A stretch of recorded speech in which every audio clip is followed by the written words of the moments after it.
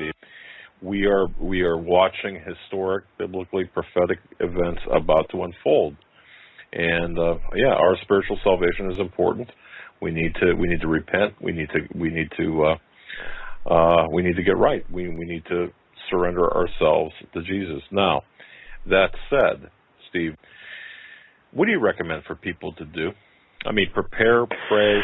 But how can first of all, tonight, what's coming? Yeah, I think tonight is this, okay? I think tonight is Jesus. If you're a Christian, you ask the Lord, what would you have me do that I'm not doing? Okay? Lead me to somebody that can help me, whatever the issues are. One of the greatest issues I know of, Doug, is this, and I'll give you the answer that I've gotten for the Lord. It breaks my heart to know how many people are out there alone.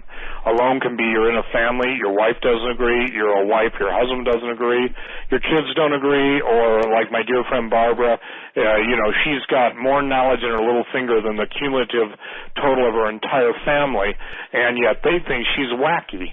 Well, I got news for you.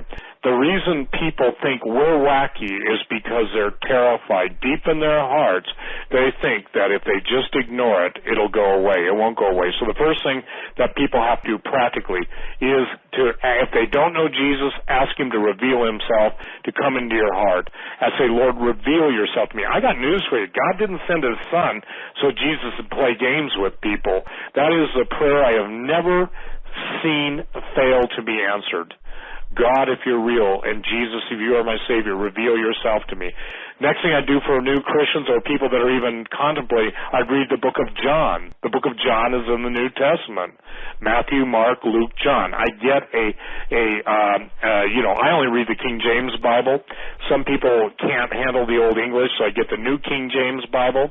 It's interesting, Doug, after we did a show the other day, some guy raked me over the coals saying that the giants wasn't in the Joel passage. Well, he was reading from the New International Version, which is a total distortion of the word. Doesn't know the Hebrew. I quoted him the Hebrew word 1368 for Gibor, and he was telling me I didn't know I was talking about. He's reading from the NIV. That's like a whore giving an abstinence speech to a group of virgins, okay? It just, what she is not what she says she believes obviously doesn't filter through to her occupation.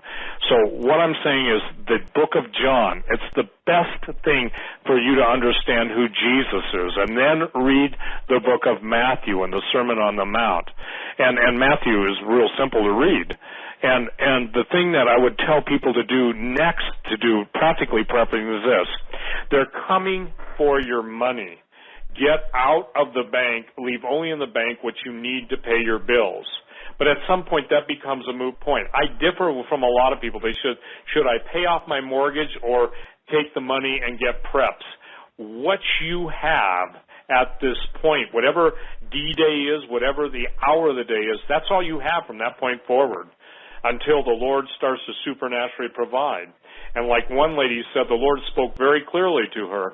The lady said, Lord, when will we be in the wilderness running for our life? And he says, when the toilet paper's out, so will you be out. Meaning when we run out of toilet paper, you're out in the woods, and then that's a whole different bailiwick. But basically you've got to understand this, that you want to be where everyone else isn't. So for the Christians out there, I want to share a prayer that Pastor Langford shared with me. You need to start praying for favor, God's favor with people you know and don't know. Those of you who are struggling financially, you need to pray for favor. What you're praying for is God's favor. God gives his children favor. You've heard it said that he is his father's son or she is her father's daughter. Well, that's what you need to incorporate into your prayers. Then you need to start believing and confessing that God is the God who heals all your diseases. And there are wonderful, wonderful promises. Look up promise in the Bible. Go again on start pages because it's not tracked. And start looking at all the promises of God for whatever subject matter you're interested in, if it's deliverance from fear.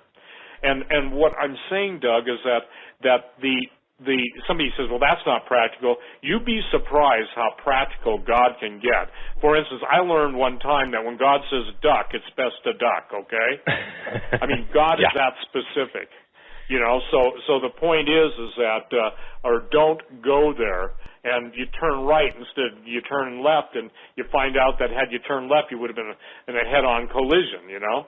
The other thing is that food first.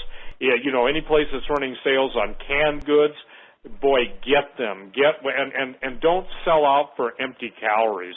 You know, get the food that has the most calorie content. For instance, when I laugh when I see somebody's eating ramen or something, there's no food value in that. That's crazy, okay?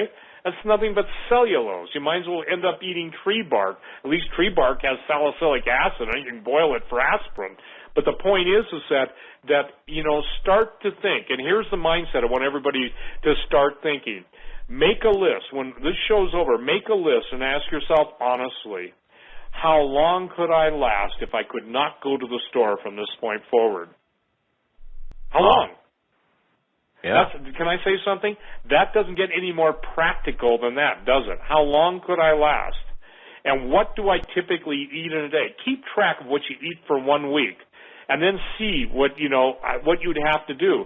And then where do I want to be? For those of you who are in cities, if you have relatives in the country, talk to them about, do what Jacob did when Esau was coming to kill him. Start sending gifts to him and get a book and send it to him, telling him what's going on. And then for those of you that have no relatives, I have no living relatives, none, okay? So I have to basically trust the Lord to bring me into like-minded people. When I tried to do it myself, I failed. When I tried to find people with like mind, I invariably, you get on each other's nerves or you basically end up enemies. So only God can do it. And I asked the Lord that, and he said, Steve, and Pastor Langford said it this way, there's too much personality. Only when everyone is co-equally dependent by desperation will they quit being petty and bickering. And that's true, you know? Wonderful that's statement. True. Yeah. Very well said. So when people send me emails and I'm not taking issue with this, I just don't know who to put people in contact with, because quite candidly, I'd be doing you more harm than a favor. You can't turn a single woman over to a sexual predator, and unless, somebody like Doug does a background check, I'm not getting you into this job, Doug.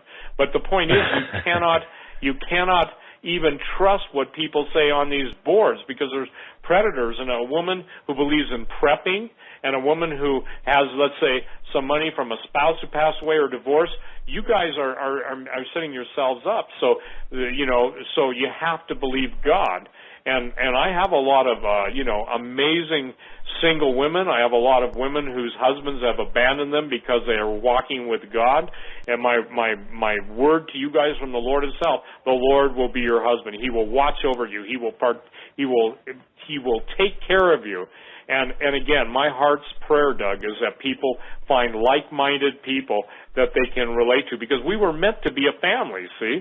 And the devil isolates. You know how a wolf works. If you've ever been in Yellowstone and watched a wolf pack hunt, it's amazing. But they always go after the stragglers. And see, that's why it used to drive me nuts when Jesus said we were all like sheep led to the slaughter. I said, well, God, that doesn't sound right. And he said, the reason that happens, Steve, is the sheep get away from the shepherd. He said the shepherd won't allow the sheep to be slaughtered if they stay close. I said, Lord, here I come. I'm jumping on your back. I'm going to piggyback. And I know that's figurative, but the point is simply this.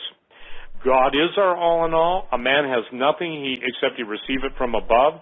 When it comes to practical preparation, food and water are first. When it comes to, look, it's impractical to try and live in the mountains of Montana in the middle of winter. A 3-day backpacking trip or a 4-day backpacking trip or a day out on a snow machine and day back. But I'm telling you, if any of you have ever, and those of you in Alaska listening and stuff, or Siberia, whatever, when it gets to be 80 and 90 below, it's tough to move, okay?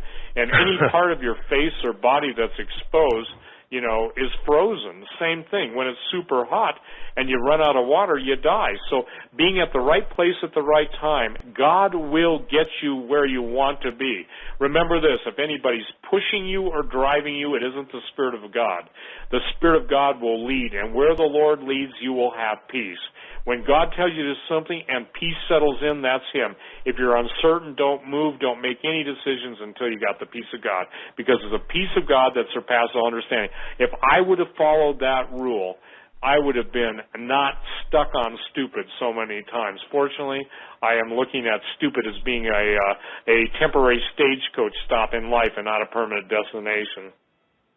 Well, and thank you for sharing, of course, your mistakes. And you said it best, Steve. God makes better friends for us than we can make for ourselves. And we have to be wise, too, when we deal in preparations, when we deal in who we bring into our inner circle. Betrayal is so prevalent out there. We just have to be careful, be wise, and be very, let God choose the friends for us, because He can do it better than we can. And Doug, I have a new Rosetta Stone. As a matter of fact, I got a Rosetta Stone in my office. I remind myself the Rosetta Stone is how they learn to basically be able to read Egyptian hieroglyphics in the language of the day. That's how it got translated.